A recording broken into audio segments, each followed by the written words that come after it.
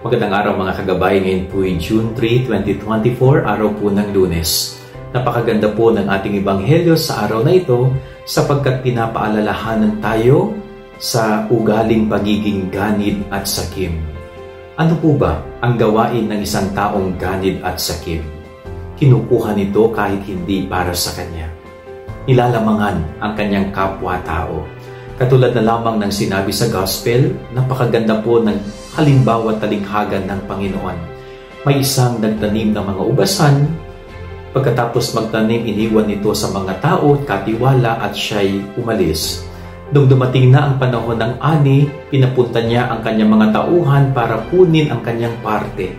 Subalit hindi ito binigay ng mga tao pinagkatiwalaan niya, bagkus ay pinatay nila yung mga taong pinadadala ng may-ari ng taniman para kunin ang kanyang parte. Sobrang ganid at sakim ng mga tao na pinagkatiwalaan. Mag-iingat po tayo sa sakit ng pagiging sakim at ganid. Ang taong sakim at ganid ay hindi nakukontento sa kung ano ang mayroon siya at ibinigay sa kanya. Hindi marunong magpasalamat sa mga taong tumulong at nagbigay ng kagandahang loob sa kanya.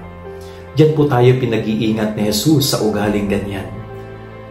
Pinapaalala ng Panginoon na kapag tayo ay nakatanggap ng tulong, pag may mga taong nagbagandang loob sa atin, ay tanawin natin ang kagandahan ng loob sa kanila.